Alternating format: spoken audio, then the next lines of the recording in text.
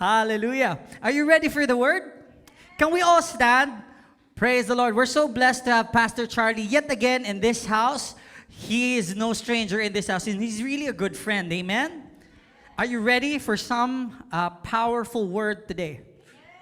I pray that your hearts are ready. Amen? So why don't we welcome the man of God for the house, Pastor Charlie Casila. Come on. Amen. Hallelujah. Hello, bro. Magandang umaga po sa inyong lahat. Parang hindi pa nag-almusal. Amen. Can you lift up your hands and let's pray. Father God, we thank you for this morning. We believe, oh God, that you are here in our midst. Salamat, Panginoon, we will hear your word. We will listen to you.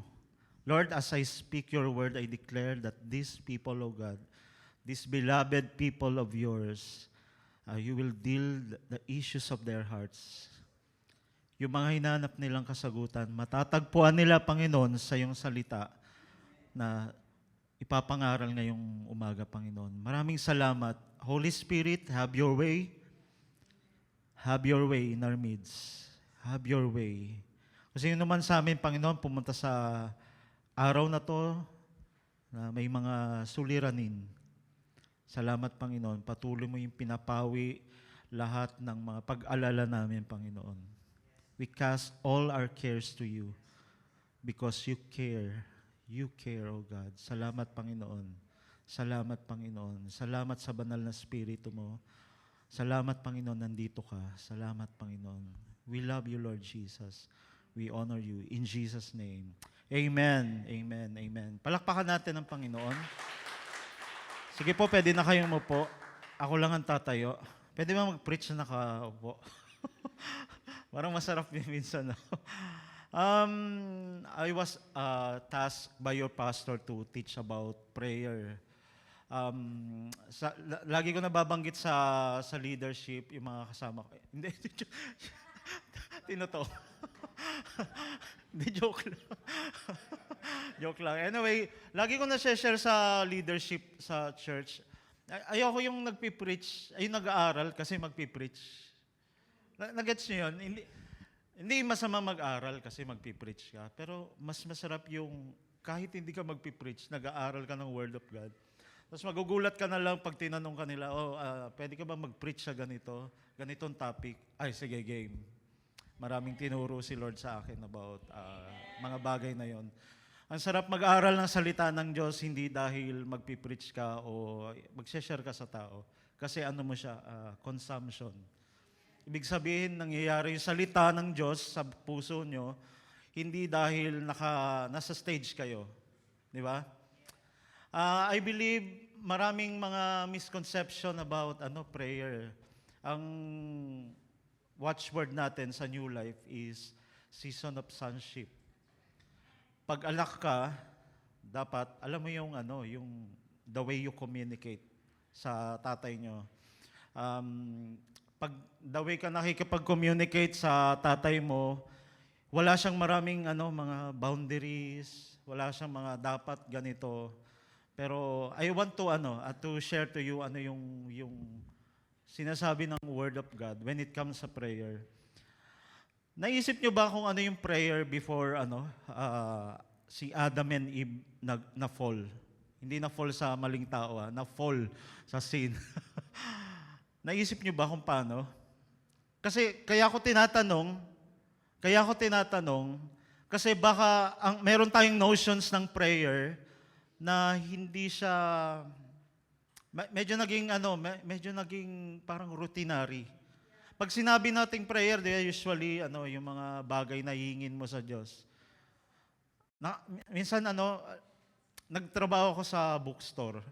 Pag pupunta ka sa section ng prayer, I'm not against doon. Makikita mo how to pray answered prayers. Parang yung tipong binabraso mo yung Diyos. Pero nakalimutan natin yung pinaka-essence ng prayer. Alam niyo yung essence ng prayer? Prayer is communication with God. Naalala ko, sabi sa Bible, si Moses daw, kinakausap ni Lord na parang friend. Yun yung prayer. Kaya tinanong, imagine niyo paano mag-pray si Adam and Eve. Di ba?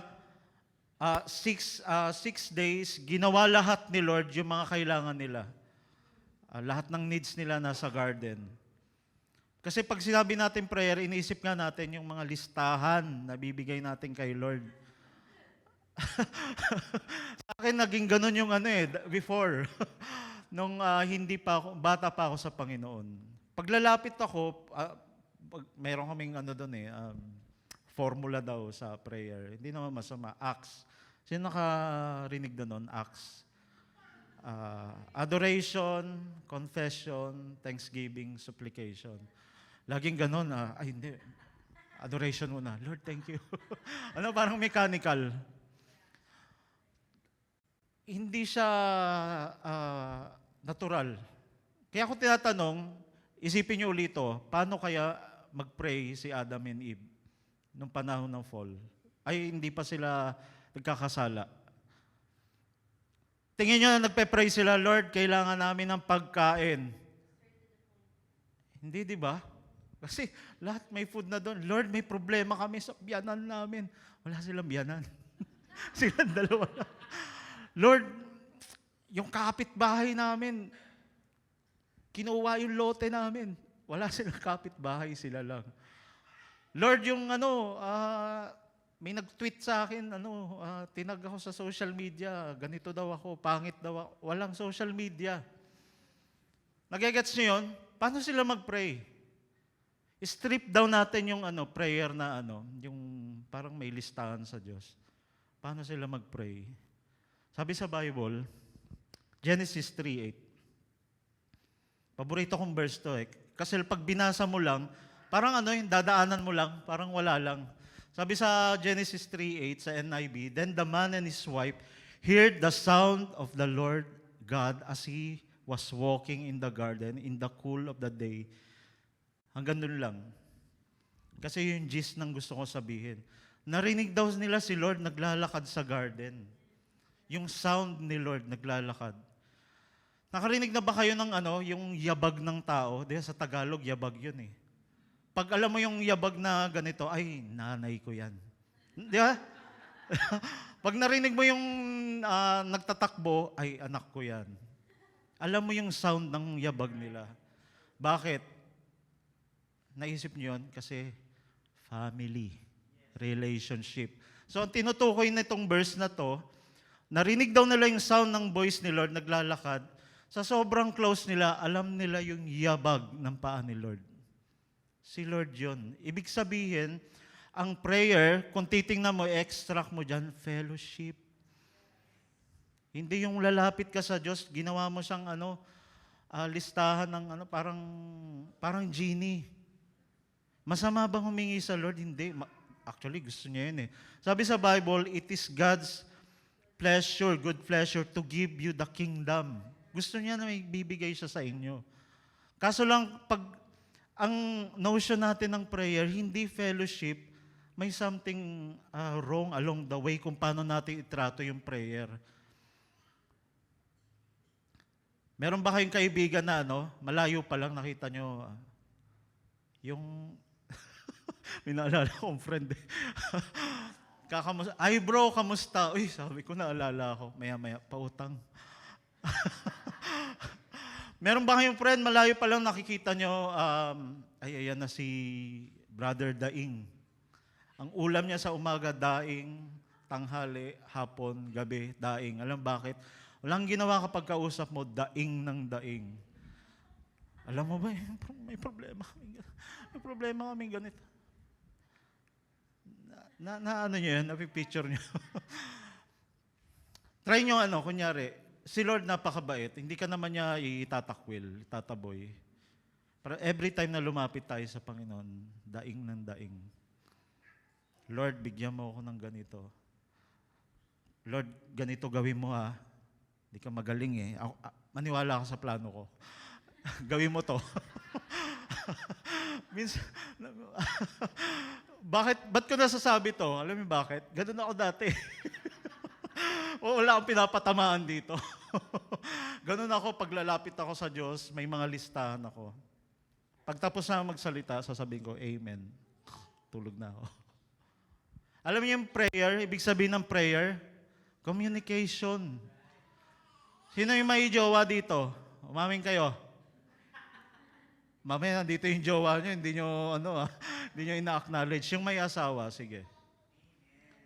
Sino yung may friend? Friend, sige, friend na lang, yung jowa. Paano kayo makipag-usap sa kaibigan niya? Paano? Minsan, gagawin natin, lalapit tayo sa Diyos, Lord, sige, bibigyan kita ng time, mag-pray tayo. Magpe-pray ako. 10 minutes. Go. Ganun ba yung yung friend? Hindi relationship yun eh. Alam mo yun, mechanical. Lord, magpe-pray ako 1 hour. Actually, pag yung kaibigan mo, kausap mo, hindi mo mamamalaya yung oras. Meron pang notion about prayer na yung nagpapagalingan, ilang oras ka nag-pray ngayong araw. Ako 5 hours. Ganun ba yung prayer? Yung inoorasan mo sige, magsalita ka na, 10 minutes lang Hindi ganun. Prayer, ulitin ko, ang primary purpose ng prayer is relationship, fellowship. Kasi pag hindi yun yung foundation natin, honestly, magpe-pray kayo ng wrong prayers, wrong motives, wrong heart. Kasi ang tingin nyo sa Diyos nga, genie. Ang prayer is dialogue. Alam nyo dialogue? Sige nga, sige. Class. Ano yung dialogue, Ella? Salita ng salita. Pero ang ginagawa natin sa Diyos, listahan ng mga gusto natin, tapos hindi na natin siya pakikinggan magsalita. Hindi ko alam paano, hindi nagsasalita ang Diyos sa akin. Paano? Panay listahan yung binibigay mo. Hindi mo man lang na-enjoy yung presence niya. Hindi ka matutuwa sa kaibigan na laging hingi ng hingi. Hindi ko sinasabi ang Diyos galit pag nanghingi. Pero kapag meron kang relasyon sa Diyos, actually nakakalimutan mo nga yung mga hihingin mo eh. Sino yun? Sino naka-experience ng ganon? Na-enjoy mo yung presence ni Lord. Kayong dalawa lang, walang ibang tao, nag-uusap kayo, nagda-dialogue kayo. I pray, kailangan dumating sa relationship natin kay God na ang prayer is dialogue. Hindi monologue. Hindi ko alam, hindi naman ako kinakausap ni Lord. Bakit hindi ka nakikinig? May mga sinasabi siya. Kahit sa salita niya. Minsan pag sinabi mo sa ibang tao, kinausap ako ni Lord sa work ko dati. Sinabi ko, si Lord nag-speak sa akin. Talaga? Talaga? Napaka-special mo naman. Sabi sa Word of God yung sheep daw, naririnig nila yung shepherd. Ang tingin nila sa akin, heretic. Na parang baliw lang yung nakakarinig sa Diyos. Hindi, pag pinag-aralan mo yung salita ng Diyos, narinig nila yung yabag ng paan ng Panginoon. Palagay nyo, paano sila nag-uusap?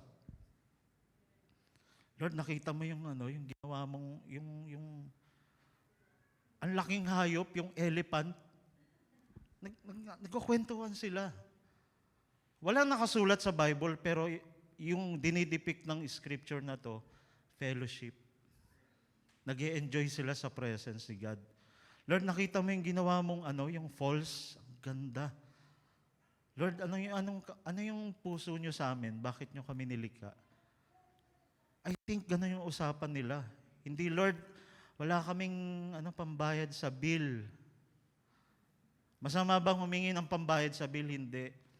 Pero ang gusto kong emphasize, ang primary purpose ng prayer is fellowship. Amen ba? Prayer is communion with God, it's fellowship, relationship, intimacy with God. Intimacy.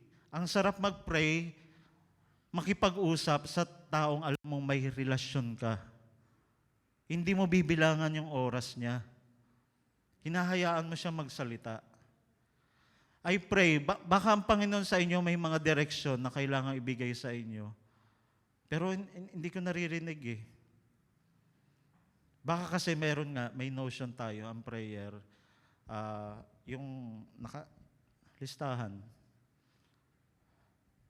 Hindi man lang natin, Lord, anong gusto mo? Anong gusto mo sa buhay ko? Prayer is conversation, it's dialogue, two-way, not monologue. Ako ang personality ko is ayoko ng sa atin lang to. Ayoko ng small talk. Pag may mga tao ako kunyari nakakausap na ang alam niyo ibig sabihin small talk, di ba? Ang ginagawa ko na noon, may nakita nga akong meme sa FB. Ginagawa ko na noon parang meron siyang pie. Parang 5% nod. Pagkausap mo yung tao. Kasi siya lang nagsasalita eh. Hindi ka singit. 95%, umiisip na akong paraan para makatakas.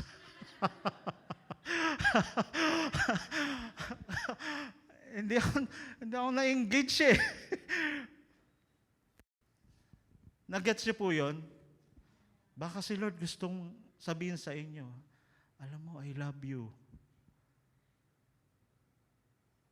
Para isang word lang, sabihin lang sa'yo ni Lord, I love you, napawi lahat ng mga iniisip mo.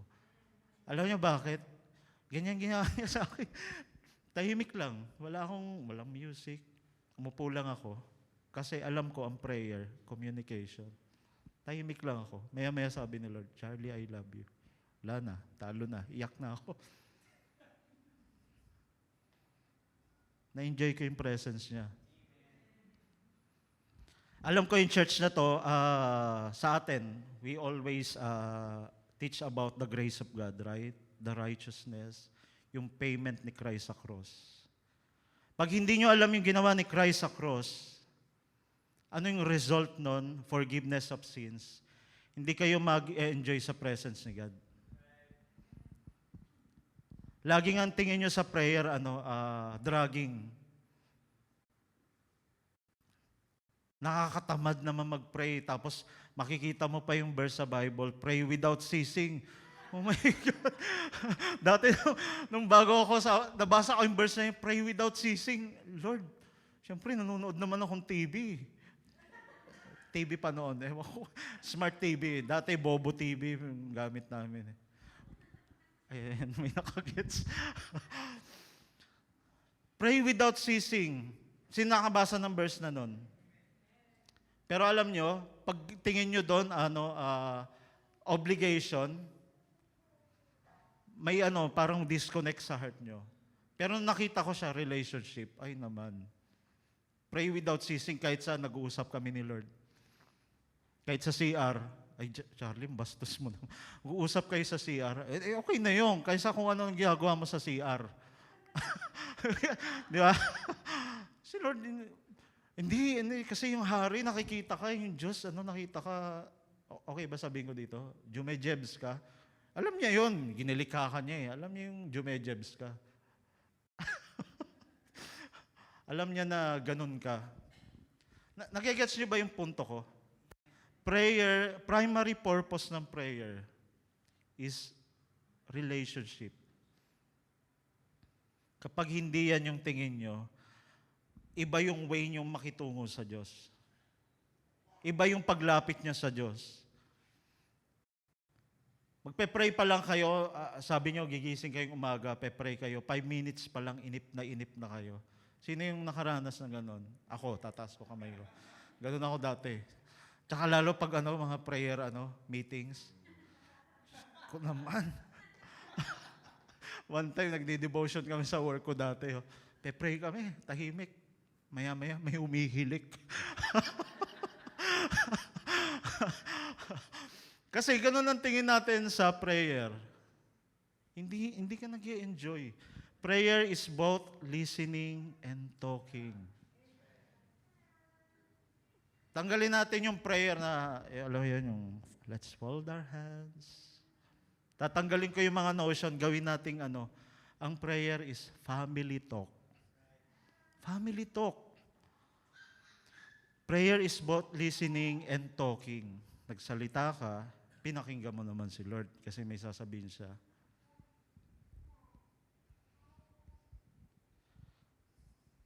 Nagets niyo po yan?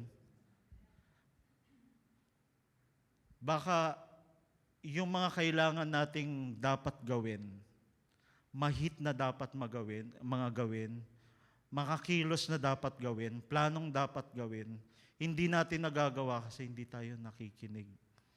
Kasi gusto tayong kausapin. Ang dami nating iniisip. Paano yung ganito? Paano yung ganyan? Pero hindi tayo umupo sa Panginoon, paanan ng Panginoon. Lord, ano yung gusto mong gawin? Maniwala kayo, kakausapin kayo ng Panginoon. Lord, paano yun? Wala na kaming ganito. Pero sabi mo sa salita mo, eto, prayer is both listening and talking. Asking and receiving is one of the purpose of prayer, but it's not definitely the purpose of prayer. Sa Psalms 27 verse 4, bigyan ko pa kayo ng emphasis, ano ibig sabihin ng prayer. Sa akin, isa sa mga life verse ko. Sabi dito, one thing I have asked of the Lord that I will seek, inquire for, and insistently require, that I may dwell in the house of the Lord in His presence all the days of my life, to behold and gaze upon the beauty and sweet attractiveness, the delightful loveliness of the Lord, and to consider, inquire.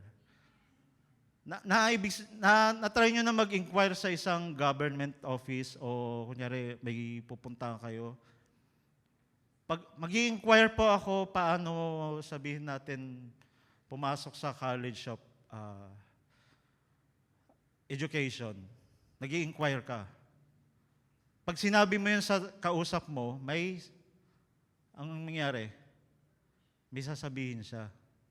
Sabi dito, Lord, isa lang gusto ko sa buhay. Si David, mayaman.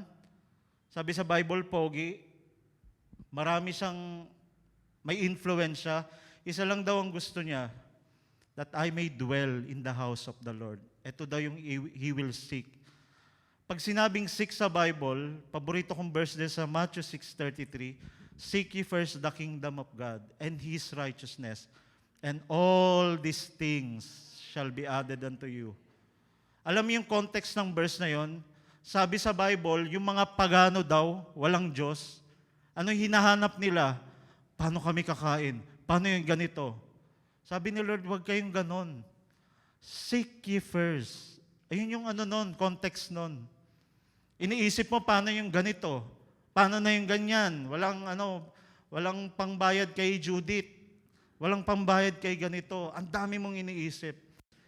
Pero sabi sa'yo ni Lord, but seek ye first. Alam mo ibig sabihin ng seek sa Hebrew? Sa Greek? Prioritize. Prioritize mo yung relationship mo kay God. Naniniwala ako, pag pinrioritize mo si God, even sa Psalms 37:4, delight thyself in the Lord, and He will give you the desires of your heart. Ine-enjoy mo yung kasama ang Panginoon, nagpe-pray ka, nag-uusap kayo, He will give you the desires. Hindi mo kailangang habulin yung blessing. Yung blessing ang maghahabol sa'yo. Hindi ako nagsabi niyan, si Lord. The more you spend time kay God, prayer, ang prayer na fellowship, prayer na intimate relationship. Kamusta po yung mga natin, yung communication natin kay Lord? And I'm not asking that to condemn. Hinahamon ko kayo, gawin natin yung prayer fellowship na nakikinig, na hindi nagbibigay lang ng listahan. Gustong-gusto magbigay ni Lord, mag-bless sa inyo. Pero hindi natin hinahabol yung blessing. Binahabol natin yung giver. Kasi mas gusto ko may relationship do sa giver. Pag alam mo yung relationship mo doon sa giver, alam mo yung gagawin mo sa buhay mo. Alam mo yung yung puso niya, yung word niya sa bawat bagay na kailangan yung marinig sa buhay niyo. Amen? Meron pa dong sabi doon to meditate, consider. Pag meron ka relationship, kino-consider mo yung gusto niya. Hindi yung gusto mo lang. Sa akin, kaya siguro kung sasabihin niyo, napakasimple ng definition mo ng prayer. Ayun naman.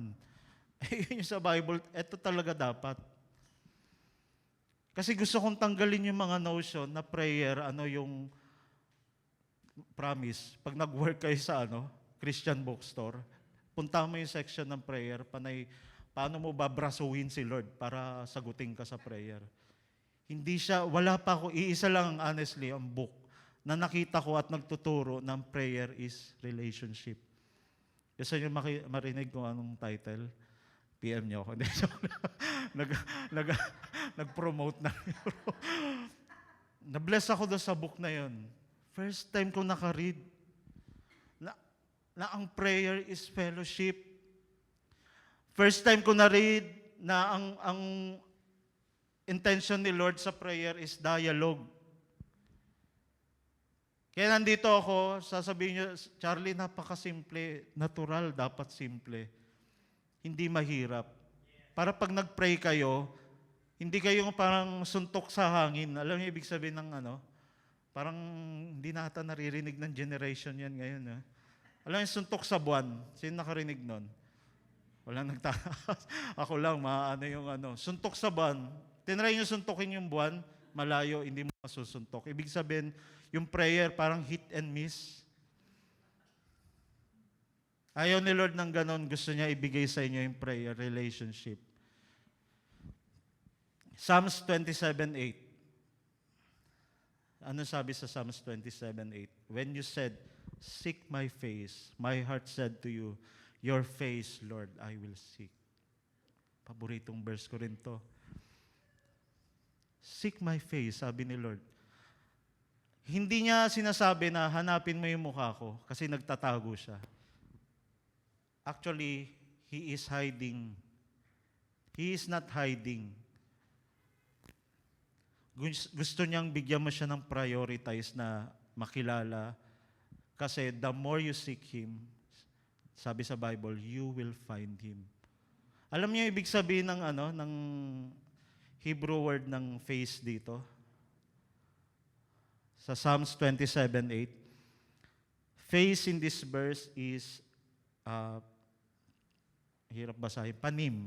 P-A-N-I-Y-N. M. Alam mo ibig sabihin ng face? Presence. Kaya pag naririnig ko, Lord, we welcome your presence. Sa akin, automatic yun. Lord, we seek your face. Bakit importante ito? Sige. 2 Corinthians 4:6 sa New King James. For it is God who commanded His light to shine out of darkness, who has shown in our hearts to give the light of the knowledge of the glory of God in the face of Jesus. Bakit kailangan nyo marinig to? In the face of Jesus. Yung glory ni God, makikita daw in the face. Same din, ibig sabihin ng face, presence. Pag sinabi ni Lord, seek my face, at tinry mong i-connect dito sa verse na to, naalala niyo yung woman, yung mayroong dinudugo, 12 years? Di ba naglalakad lang si Jesus?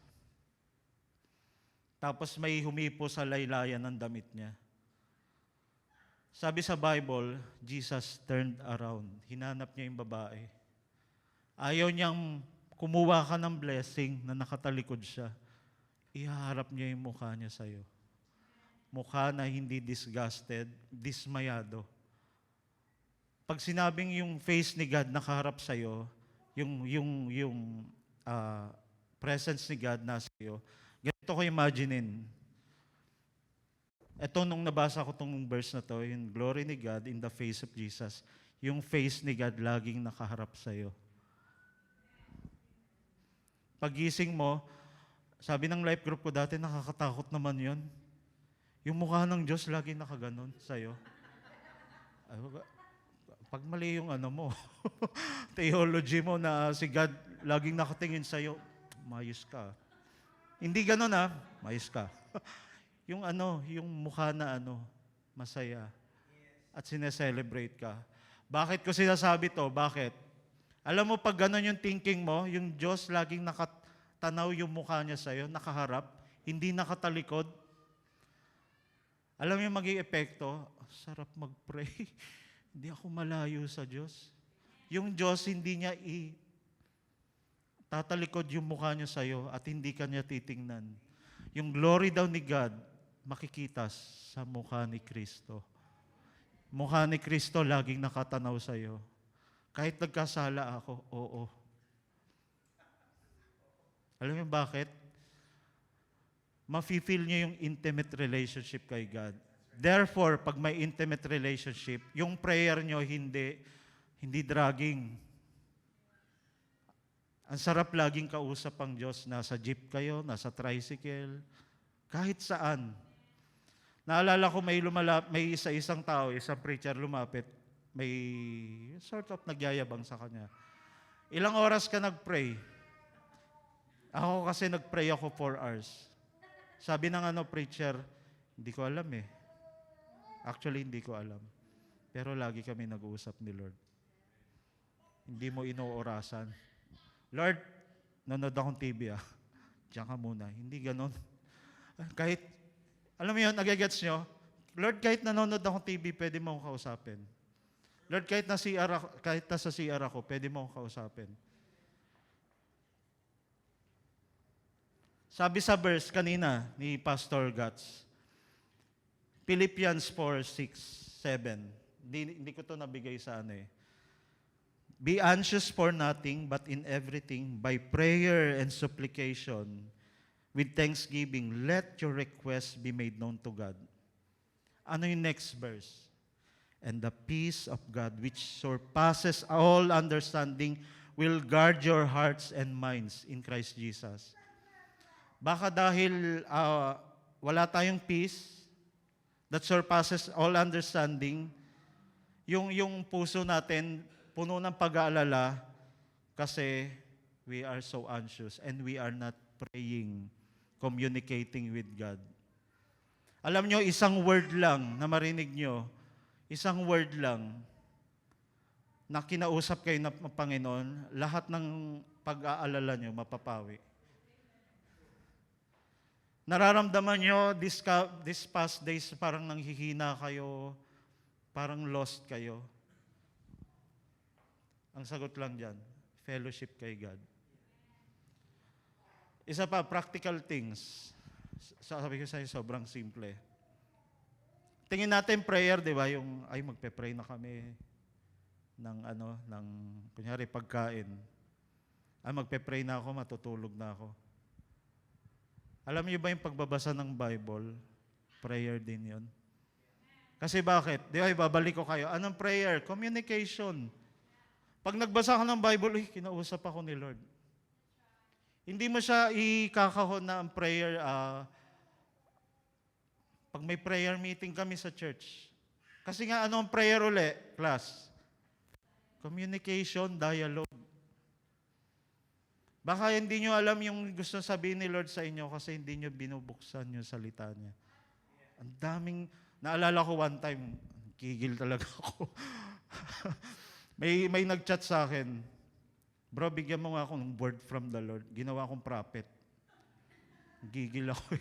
Sabi ko, kunin mo yung Bible mo, basahin mo. Ang daming sasabihin sa'yo ni Lord. Kasi mas greater pa yung sasabihin ni Lord sa'yo sa word kaysa sa word na sasabihin ko. Minsan naghahanap tayo, may mga ganon na dati, ewan ko hanggang ngayon, mga believer, hanap sila ng mga prophet. Anong thus saith the Lord, gustong sabihin sa akin ni Lord. Basahin mo yung Bible, ang daming sabihin sa'yo si Lord. Ang daming gustong sabihin sa'yo ni Lord. Ang daming gustong i-unload ni Lord sa heart mo. Makikita mo sa word niya. Sabihin natin, Lord, ang layo-layo mo sa akin. Hindi kaya. Hindi ako naniniwala doon. ang prayer communication. Simple as communication. Looking into the brightness of God's glory blinds you to other things. The more na nag-spend time ka prayer kay Lord, nabablind na yung ibang bagay. Yung parang nabubulag. Hindi mo na naalala yung naalala ko si, na-bless ako dito eh. Actually, alam ko umaten sila sa New Life Alabang. Si Aga Mulak, tsaka si Charlene Gonzalez. Naging showbiz linggo to. Hindi, may example ako. Sabi ni Aga Mulak, Charlene, babangon sila ni Aga, interview sa kanila, 6 a.m., nagkakape sila. Alam mo nangyari, gugulat sila, 12 noon na. Gugulat, alas 12 na. Di nila namalayan yung oras. Kasi bakit? Na-enjoy nila yung company na isa't isa. Pag nagpe-pray ako, hindi ako, ang tagal naman, Lord. Na-enjoy mo yung presence ni God. Kasi ang prayer is relationship. Pray from the position of having intimacy with God. Pray from the position of having seated with Christ. Sa John 17:23 to 26, sabay nating basahin. Tingnan niyo sa screen. I in them and you and me. Si Jesus to paborito ko tong passage na to. Actually, assignment ko sa inyo. Basahin niyo yung John 17. Sobrang ganda niya. Makikita mo yung heart ni Christ, ni God sa inyo. Sabi niya, that they may be perfect in one, that the world may know that you have sent me and have loved them as you have loved me. Mantakin niyo yun, minahal daw ni God si Jesus. Kung paano niya minahal, ganun din daw kayo kamahal ng Diyos. Kung gaano kamahal ng Father si Christ, ganun din daw kayo kamahal. Ewan ko lang, hindi pa kayo mag-pray niyan. Ewan ko lang kung hindi kayo mabus. Ganun pala ako tingnan ng Diyos. Kung gaano niya kamahal yung Son ng Father, ganun ka rin niya kamahal. Mawawala yung sense of distance. Therefore, ang sarap makipag-usap sa Diyos. Tatanggalin ko yung mga rason nyo para hindi kayo mag-pray. Okay lang ba? Ang sarap mag-pray. Kasi number 1, ulitin ko, purpose ng prayer, primary purpose, relationship.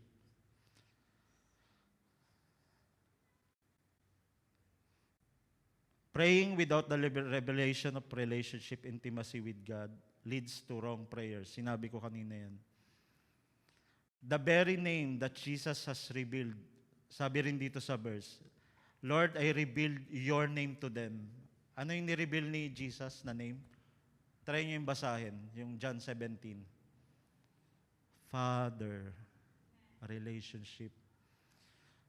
Lumapit yung mga disciples kay Jesus. Lord, sabi ng mga disciples, teach us to pray. Bakit sila na-curious kay Jesus? Di ba? Si Jesus, may time lalayo sa kanila, magpe-pray. Kung ako naman disciples, talagang mapapatanong ako, Lord, turuan mo ako manalangin. Grabe ka eh. Bumubuhay ka ng patay. Nagpapagaling ng may sakit. Pag nagsalita ka, may power. Ano bang meron dyan sa prayer mo? Na-curious yung isang disciple, sabi sa Bible, Lord, turuan mo nga kami mag-pray. Alam mo yung unang sabi ni Jesus? Unang praise pa lang, ito lang i-emphasize ko. Our Father. Sa time nila, kultura nila sa Jew, hindi nga nila matawag yung Diyos Father. First time, inintroduce ni Jesus na ang Diyos si Yahweh Father. Imagine, sabi, yari ako yung disciple, Lord, turuan mo nga ako manalangin. Ganito kayo manalangin, sabi ni Jesus, Our Father. Imagine, parang nag-drop yung jaw nila. That time hindi pwedeng tawagin ng Diyos na Father. Ginawa ni Lord, family talk. Para makalapit ka, may relasyon ka doon. Dati nga, pag gagawa sila ng ano, susulat nila yung ano, yung Bible, yung Torah. Pag dumating sa word na Yahweh, alam mo gagawin nila? Maghuhugas muna sila ng kamay. Tapos isusulat nila, Yahweh. After na isulat, hugas na naman kamay. Ganong ka-holy. Hindi nga nila mabanggit eh. Pero sabi sa John 17, ang ino-introduce ni Jesus na prayer, Father. Father. Sabi ni Jesus sa Matthew 6:5-7, bibigyan ko kayo ng emphasis pa. When you pray, don't be like hypocrites who love to pray publicly on street corners and in synagogues where everyone can see them. Huwag daw kayo mag-pray na katulad ng mga Pharisee. Alam bakit? Kasi in context ito, pag magpe-pray sila, may mga announcement pa, may trumpet. May kilala kayong ganon, biglang luluhod somewhere, kahit nasa street. Pinapakita nila, malapit ako sa Diyos. Nag-pray ako. Yung prayer pa nila, show pala. Show. Dinidisplay nila. Wala, lang. Tradisyon. Sabi ni Jesus, wag daw kayo mag-pray ng ganon. Where everyone can see them. I tell you the truth, all the reward they will ever get, nakuha na nila. But when you pray, go away by yourself. Shut the door behind you and pray to your Father in private. Then your Father who sees everything will reward you.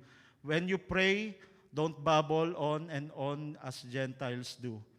Alam mo ibig sabihin sa etong Matthew 6:5-7, sa ibang translation maganda. Ang sabi, pag magpe-pray daw kayo, punta kayo sa closet. Sino may closet sa bahay? Pero pag tiningnan mo yung Greek word ng closet is tameion. Ibig sabihin ng secret room, storehouse. Parang anong storehouse sa ibang term? Lagayan ng mga gamit. Bodega. Yung ibig sabihin nun. Pag magpe-pray ka daw, punta ka sa room. Bodega, storehouse, ibig sabihin nito, chamber on the ground floor, stock room. Private room. Ano ibig sabihin nun? Sobrang intimate siya, sobrang tender. Tinanggal niya yung formality. Ginawa niya pero yung proximity is promised.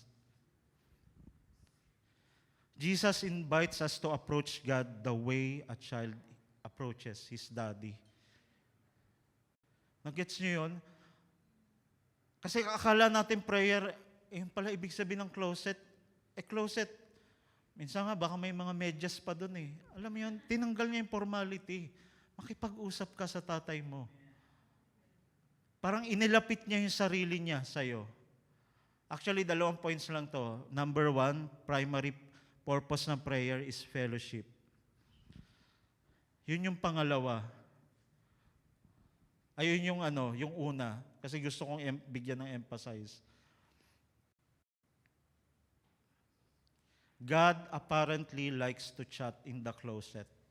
Alam point, He is low on fancy, high on accessibility.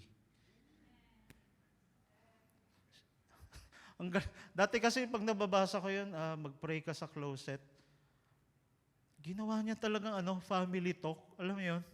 Relational yung Kung tinanggal niya yung formality, parang sinasabi niya, in-invite niya kayo, tara, usap tayo. Actually, ganyan ko sa relationship ko kay Lord, pag magpe-pray ako or magde-devotion, Lord, usap tayo. Alam ko may sasabihin. Ina-anticipate ko may sasabihin talaga siya sa akin. At hindi ako nabibigo. Tuwing nagpe-pray ako, laging may sinasabi si Lord. Sa sobrang mahal ka ng Panginoon, gusto niyang marinig niya yung boses mo at marinig mo yung boses niya. Sabi kanina sa binasa nating verse, kaya baka wala tayong peace kasi we are not praying. Again, what is prayer? Fellowship. Sa sobrang mahal ka ng Diyos, may gustong sabihin ng Diyos sa'yo para i-direct niya yung buhay mo. Pero kung walang direction, bakit? Baka kasi tingin natin sa prayer, yung, alam niyo yun, yun talaga yung alam kong prayer dati eh. Bigyan mong listahan si Lord. Parang listahan ng utang din. Lord, may utang ka sa akin, ito. Gawin mo siyang try nyo this week. Kailan yung prayer nyo? Sa Wednesday. Try nyo mag-pray ng out of. May mga times pa, pag nagpe-pray kayo, maganda, after nyong mag-worship o mag-pray, try, tahimik kayo. Sabi sa Bible, sa Isaiah, in the stillness, the Lord speaks. Stillness ng heart mo. Paano? Dami mong iniisip, kaya hindi mo pala naririnig. Nagets nyo yun? Primary purpose ng prayer, Wala. Fellowship, relationship. Pangalawang point, ito yung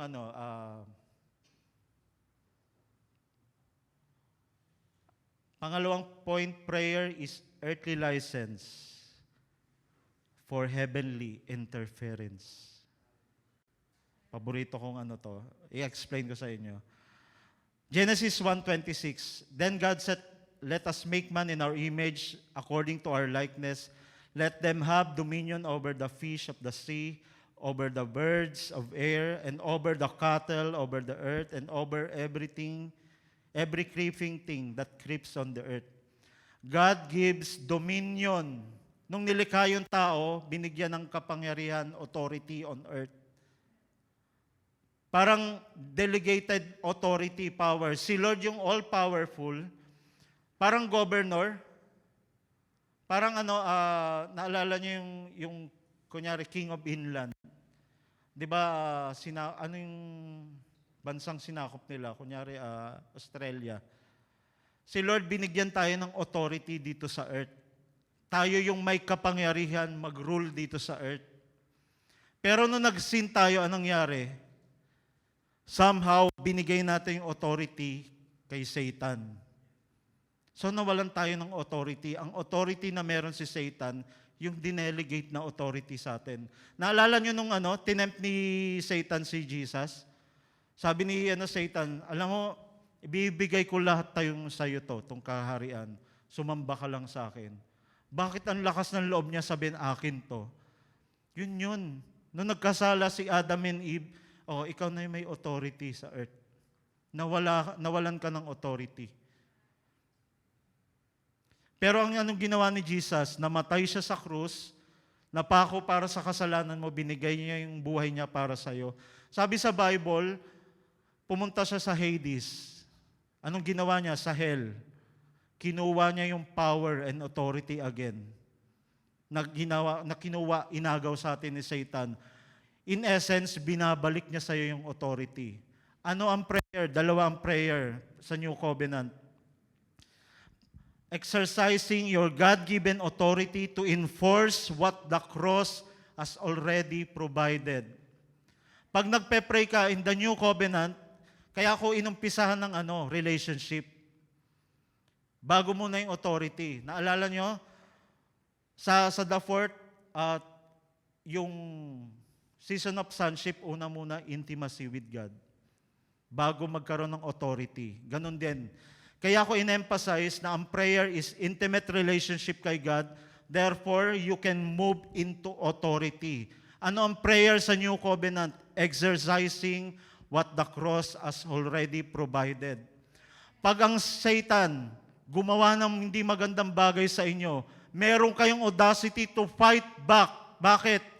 Kasi yung prayer mo is in that relationship. Lalabanan kita kasi tinubos ako ni Kristo. May bill na kailangan bayaran. Hindi yan ang reality ng buhay nyo. Ang reality nyo, eto yung ginawa ni Jesus sa cross. That's why you pray, hindi nagbebeg. Lord, salamat, sabi mo sa word mo, you will supply all my needs according to your riches and glory. Ganun na yung prayer mo, hindi nagbebeg. Lord, parang awa mo naman, bigyan mo kaming wrong prayer. prayer ng ng slave, prayer na walang relationship kay God. Lord, maawa ka naman. Pag naririnig ko yung ganon sa mga song, Lord, have mercy. Parang kausap mo, mafia, gangster. Parang awa mo naman, maawa ka sa amin. Hindi ganon ang gusto ng Diyos, relationship. Pag alam mo yung relationship mo kay God, therefore you can pray out of authority.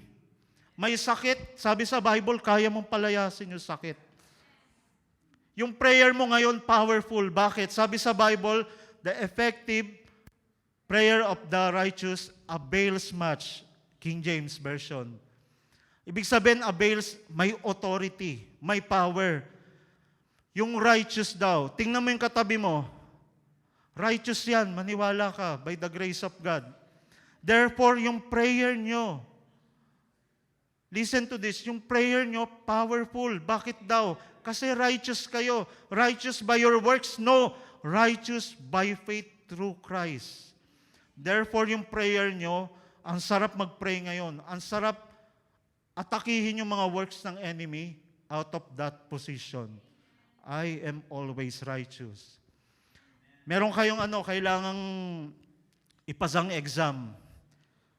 Pagtingin nyo, parang, Lord, parang olats ako. Parang hindi ko kaya to. Pero nalaman mo yung authority mo as a son. Yung ginawa ni Christ sa cross, yung prayer mo ngayon iba. With boldness. That's why ang prayer sa New Covenant comes from authority. But may authority kasi relationship. Pag nagpe-pray kayo, don't beg.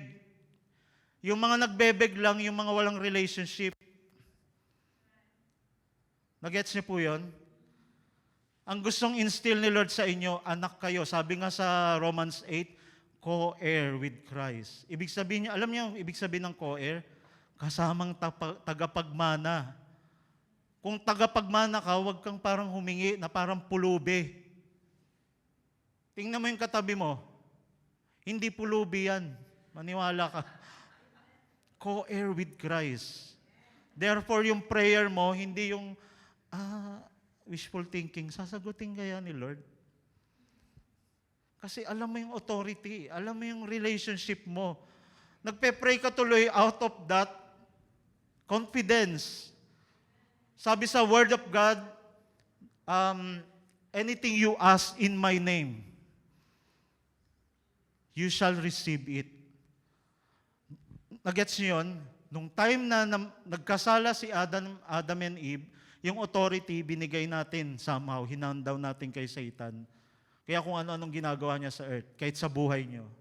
Pero nung namatay si Christ, yung authority ibinalik niya sa inyo. Kaya sabi niya, anything you ask in my name, kasi may authority kayo, I will do it, sabi sa Luke. Babalik na naman tayo. Lord, bigyan niyo ako ng 2 asawa.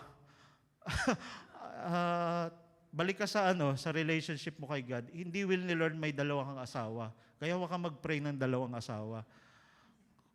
Baka konyatang ka ni Lord eh. Alam niyo, nagets niyo? Anything you ask in my name. Bakit? Parang power of attorney. Nagpe-pray ka ngayon on the account of the Son. Power ng Son. Kaya, may relationship ka dun sa Son.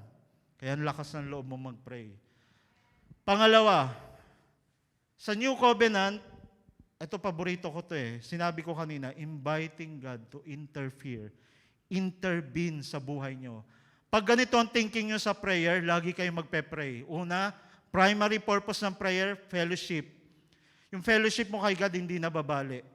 Pangalawa, ang sa New Covenant, pag nagpe-pray ka, ini-invite mo si God intervene sa buhay mo. Nung nagkaroon akong ganong thinking, lagi akong nagpe-pray. Lord, binigyan mo ako ng authority dito sa earth. Meron akong authority.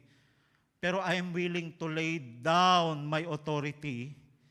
At sinasabi ko, Lord, welcome ka mag-intervene sa buhay ko. Example, Lord, meron kaming kailangang bayaran. Hindi ko alam paano gagawin. Pero Lord, ini-invite kita interfere sa buhay ko. Hindi yung Bombay yung tinawag mo. Ang tinawag mo yung Diyos. Sinasabi mo na every time na nagpe-pray ka, pinapakita mo, meron kang relationship, meron kang confidence. Actually, ang prayer sa akin, simple, ang prayer sa akin, dinidisplay ko yung trust ko kay Lord. The mere fact na nagpe-pray ako, sinasabi ko yung dependence ko kay God. Ang sarap mag-pray. Bakit? Sinasabi ko, Lord, hindi ako nagdedepende sa sarili ko. Yung dependence ko nasa iyo. Lord, mag-interfere ka. Yung family ko ang gulo. Hindi ko alam. May mga naisip ako paano solvein. Pero ang prayer, binibigyan mo ng room si God mag-work sa buhay nyo. Kaya kayo nagpe-pray. Ang sarap mag-pray. Ulitin ko, bakit? Ini-invite mo si God sa mundo mo. Para siya magkaroon ng authority sa buhay mo.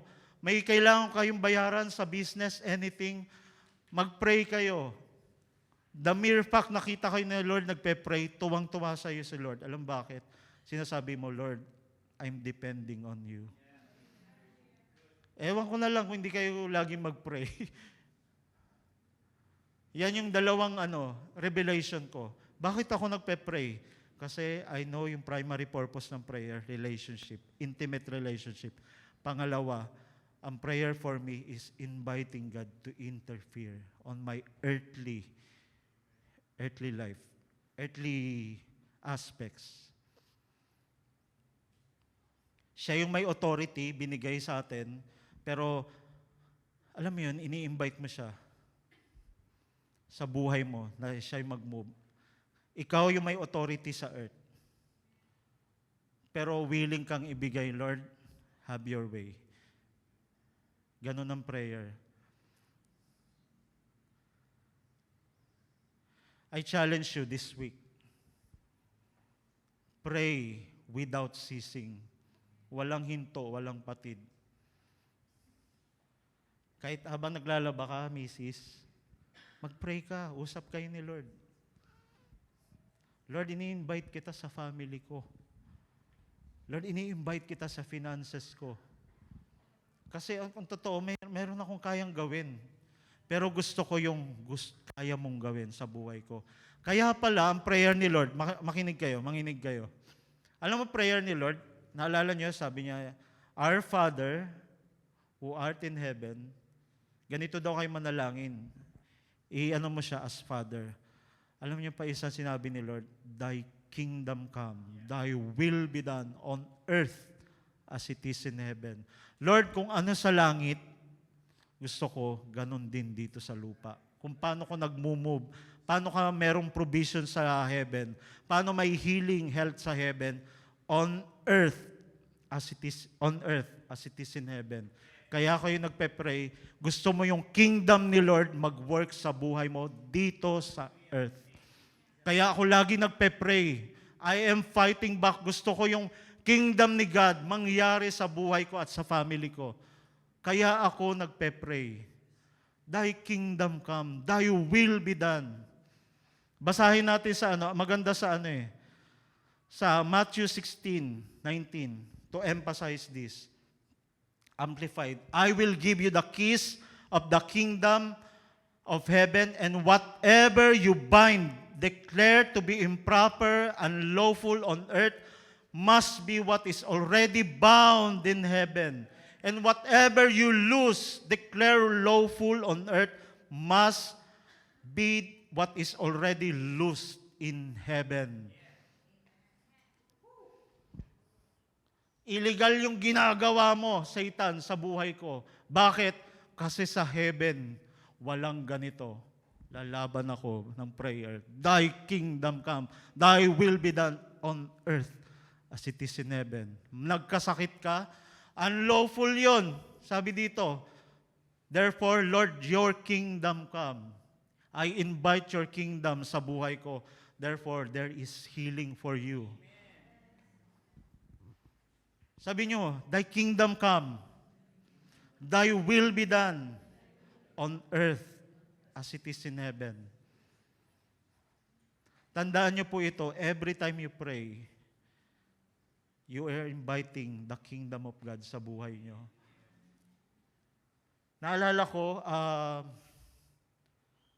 nakarinig ako ng mga testimonies ng mga Satanist. Alam mo yung para lumakas yung power ng mga Satanist, alam mantra nila, do whatever you want.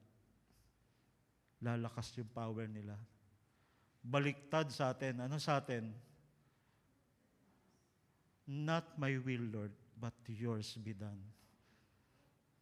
Kasi bakit? Lalo mong ini-invite si God sa buhay mo. The more yung mga Satanists, pag ginawa nila yung gusto nila, the more nilang ini-invite si Satan sa buhay nila. Pero pag sinabi mo, your kingdom come, your will be done on earth as it is in heaven, on my life as it is in heaven, on my health as it is in heaven, you are inviting the very essence and presence of God sa buhay mo. Yun yung ibig sabihin ng prayer. Kaya hindi ako tinatamad mag-pray. I will say this not to brag. I always pray. Kasi the way I see prayer, relationship. Di ba pag may asawa kayo, gusto nyo laging kausap? Titingnan ko yung prayer as relationship. Hindi siya yung duty na dapat kong gawin. Kung may relationship kami, lagi kami mag-uusap. Pangalawa, kaya ako nagpe-pray, pinapakita ko yung dependence ko kay God. Thy kingdom come, Thy will be done on earth. Alam niyo kaya naging possible, nagkaroon kayong intimate relationship kay God, at may audacity kayo mag-pray. 2,000 years ago, kanina sineshare ni Pastor Gats kasi sabi ko yun yung ending ko. Parang gusto ko sabihin, Pastor, relax ka lang. Huwag mo i-preach yun, sabihin ko. Luke, hindi ko nasabi to, sorry Norina. Luke 23:45-46. Then the sun was darkened, and the veil of the temple was torn in two. And when Jesus cried out with a loud voice, he said, Father, into your hands I commit my spirit. The veil of the temple was torn in two. Kaya ka nagkaroon ng rights and privileges to pray, intimate relationship kay God. Thy kingdom come. Bakit? 2,000 years ago, Jesus was torn on the cross. Yung prayer para sa lahat. Na torn yung temple, bakit? Sinabi ni Pastor kanina, para kayong makalapit. Ay, ang Diyos makalapit sa inyo. Pag malapit kayo sa Diyos, lagi kayo magpe-pray. Sabi ng song, You tore the veil, You made a way, when You said that it is done. It is done. It is done. Amen. Hindi mo kailangan pagtrabahuan yung relationship mo kay God. The mere fact, naniniwala ka doon sa ginawa sa cross, meron kang access sa heaven. Why not utilize your access sa heaven? Thy kingdom come. Alam mo, tingin sa inyo ng Diyos, ambassador. Ano yung ambassador? Back up. Yung ambassador, pupunta, kunyari ambassador ako ng Philippines sa Japan. Kung ano yung kingdom na meron ako, government, nasa Japan ako, pero ang nagbaback up sa akin, Republic of the Philippines. Lahat ng resources ng Philippines, yun yung bumubuhay at authority ko sa Japan. Hindi ako Japanese. Same as you, ambassador kayo ni Christ dito sa earth. Ang nagbaback up sa inyo, kingdom ng heaven. That's why we need to pray. Kasi ang prayer, ini-invite natin si Lord. Yung kalooban niya mangyari dito sa earth. Last, Isaiah 35, verse 4. Hindi ko rin nasabi to. Thy kingdom come, di ba? Thy will be done.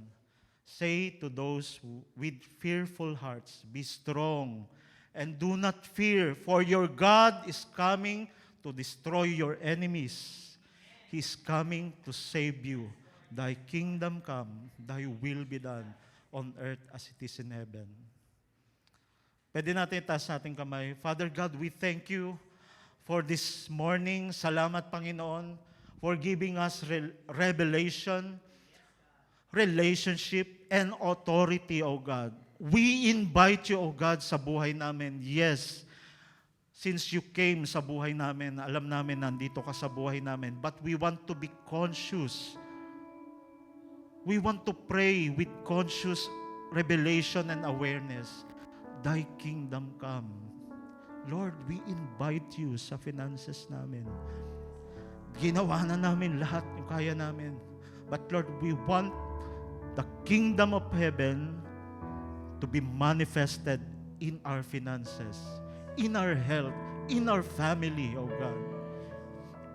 Sa bawat aspeto ng buhay namin, O God, we welcome you. Thy kingdom come, thy will be done on earth as it is in heaven. Do not afraid anymore. Do not worry anymore, because your God is coming to save you. And 2,000 years ago, He's already come for you. Thy kingdom come, thy will be done on earth as it is in heaven. Lord, we are giving you permission. We are giving you room to be God in our lives, to be our Father. We make room, oh God. We make room for you. Have your way. We give you permission sa buhay namin. We give you permission sa relationships namin. We give you permission sa ministries namin. We give you permission sa pag-aaral namin. We give you permission to move in our family, O God. Thy kingdom come. Thy will be done on earth as it is in heaven. So we welcome you, O God. We believe, O God, this week, we will see the manifestation of the kingdom of God in our lives via the cross. We will expect, oh God, we will believe, because we know that we belong to the kingdom that can never be shaken. Never can be shaken. We know we are victors in Christ. That is our position. Yun yung kingdom na kinabibilangan namin. Kingdom of heaven. Not kingdom of earth, but kingdom of God. Thy will be done on earth as it is in heaven. We welcome you, O God. We welcome you. We honor you. We thank you for answered prayers. We thank you for answered prayers, because we are not praying out of our obedience, not out of our resources, but we are praying out of resources in heaven. What is already given to us on the cross, we will enforce it in our lifetime. We will enforce it in our finances. We will enforce it in our families. We love you, Lord. We honor you in Jesus' name. Amen, amen, amen. Hallelujah. Praise God. Praise God. Can we appreciate Pastor Charlie, please? Hallelujah. Thank you, Jesus. That was a powerful word. Amen? Amen. Kanina sinabi niya nung ambassador sa Japan, by the way, we don't believe in Japan. Just always pray at night. No, anytime. Anytime, right? Anytime. Hallelujah. That was wonderful. But again, we're inviting you. Because maybe you're asking, I'm there. I don't know how to pray. Teach me how to pray. You know, the best way to pray is to pray. The best way to learn how to pray is to pray. Okay? Don't compare prayers. Medyo mahaba yung kanya. Parang gusto ko rin gano'n. You know, Pastor Charlie was talking about even praying, even into the realm of your health, realm of your finances, realm of your ministry. You don't have to go there. You can always start just somewhere. If it's just personal for you, it's okay. Amen? And we just invite you to just start praying. The Bible also says that when two people touching what is here on earth, two people agree, it shall be done to you. Amen? And that's why we want to invite you on a Wednesday night. Because there's power in being in the room where there's an environment and culture of faith. One of the things that God has taught me throughout the years, now when I'm feeling stuck, maybe some of you are feeling stuck, I don't know, feeling stuck finances, feeling stuck health, feeling stuck, I don't know, maybe business, I don't know. Feeling stuck with your relationship, pero sabi mo, gusto ko pang, we want to grow deeper, my spouse and I. Diba? Feeling stuck. You know what? When I pray, God usually sends a person who's better than me. Better, wiser, more successful. Amen. And if you're humble enough, you can learn. Tama ba? Because that's how God does it. Amen. Right? And that's why sometimes I don't know even how to pray. Come on a Wednesday night. There's someone. I believe God is sending someone to pray and agree with you on touching that matter. Amen? No. I don't have all the answers.